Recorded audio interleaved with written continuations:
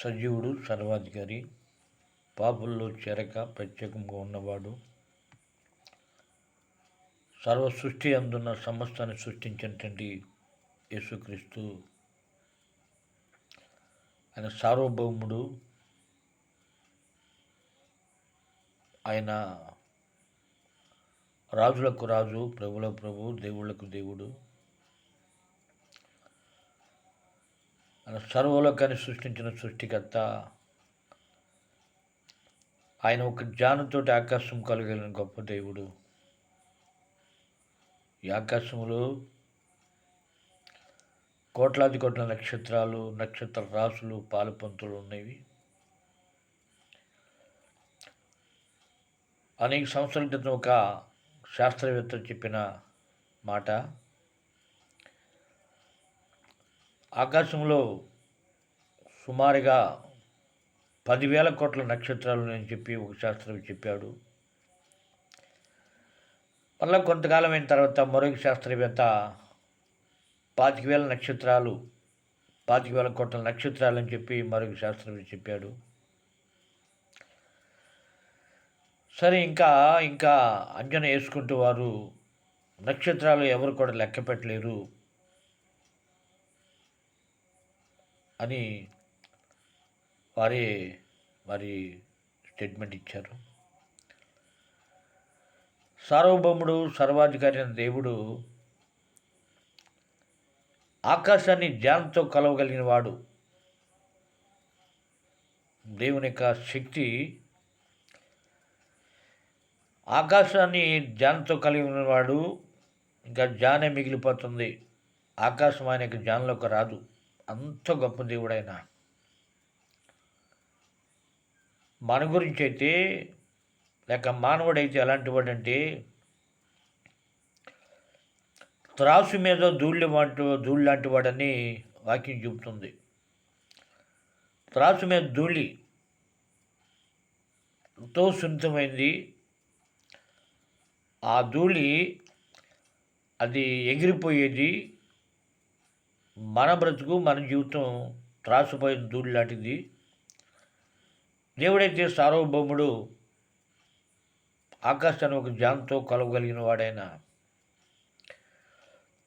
బట్టలో నీళ్లు మూటగట్టగలిగిన వాడు గొప్ప దేవుడు. త్రాసులో పర్వతాలను చూసే గొప్ప దేవుడైన ఆ యేసయ్య పిలుస్తున్నాడు మానవ జాతిని.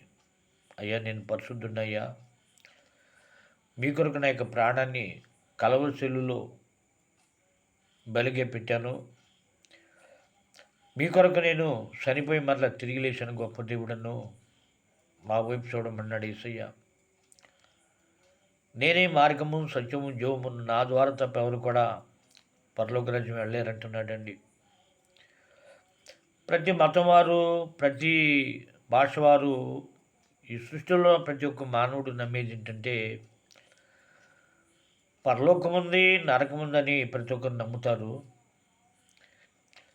మానవుడు పరలోకం చేరాలంటే ఏదో దాన ధర్మాలు, తపజపాలు, యజ్ఞయాగాదులు, లేక మంచి పనులు, మంచి కార్యాలు చేస్తే పరలోకం వెళ్తారని కొంతమంది యొక్క ఆలోచన, లేక వారి ఉద్దేశం. కానీ మానవుడు పరలోక రాజ్యం వెళ్ళాలంటే యేసు ద్వారా తప్ప ఎవరు కూడా పరలోక రాజ్యం వెళ్ళలేరు. ఎందుకోసమంటే, నేనే మార్గము, నేనే సత్యము, నేనే జీవము, నా ద్వారా తప్ప ఎవరు కూడా తండ్రి దగ్గరకు చేరలేరని యేసయ్య చెప్తున్న మాట ఇది. ఒక మనిషి పరలోక రాజ్యం వెళ్ళాలంటే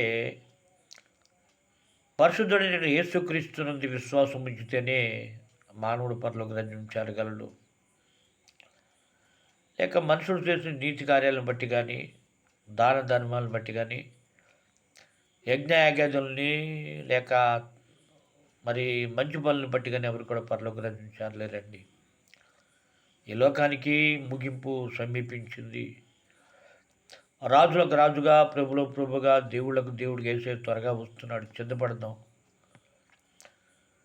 సర్వాన్ని సృష్టించిన సృష్టికర్త అయిన ఆ దేవుడు, ఒక జ్ఞానంతో ఆకాశం కలిగిన ఆ దేవుడు, ఇదిగో నేను తలుపు దగ్గర నిలబడి తట్టుతున్నాను. ఎవడైనా యొక్క స్వరమిని తలుపు తీస్తే నేను అతని దగ్గరికి వచ్చి అతనితో నేను నాతో కూడా కలిసి అతను భోజనం చేస్తూ ఉంటున్నాడు ఆయన. అంత గొప్ప దేవుడు, సమస్తాన్ని సృష్టించిన వాడు, తన మాట మాత్రం చలవి చేత సర్వ ప్రపంచాన్ని కలిగించిన వాడు. అలాంటి దేవుడు నీ దగ్గరకు వచ్చి, నీ ఇంటి తలుపు దగ్గరకు వచ్చి ఆయన తట్టుతూ ఉన్నాడు. లేక నీ హృదయం యొక్క తలుపు తడుతున్నాడు ఆయన. అయ్యా, మీరు నాకు తలుపు తీస్తే నేను మీ దగ్గరకు వస్తాంటున్నాడు యేసయ్య. ఎంత గొప్ప దేవుడైనా, ఎంత శక్తి కలిగిన వాడైనా, మాట మాత్రం చలవు చేత సర్వలోకాన్ని సృష్టించిన దేవుడైనప్పుడు కూడా నీ యొక్క అనుమతి లేనిదే, నువ్వు ఇష్టపడకపోతే, నీవు మనస్ఫూర్తిగా ఆయన చేర్చుకోపోతే ఆయన రాడు. ఆ ఛాయిస్ దేవుడు నీకే ఇచ్చాడు. నా కుమారుడా, నేను సృష్టించింది నేనే, నీలో ఉన్న ఊపిరి నాదే, నీకు సమస్య ఇచ్చిన వాడు నేనే, అయినప్పుడు కూడా నువ్వు ఇష్టపడితే నేను నీ దగ్గరికి వస్తానన్నాడు యేసయ్య. బలవంతంగా యేసయ్య ఎవరి దగ్గరికి రాడు, నువ్వు ఇష్టపడితే తప్ప. చివరి దినాల్లో, కడవరి కాలాల్లో ఉన్నాం. ఇంకా యేసయ్య ప్రతి మానవుని యొక్క తలుపు తడుతూనే ఉన్నాడు.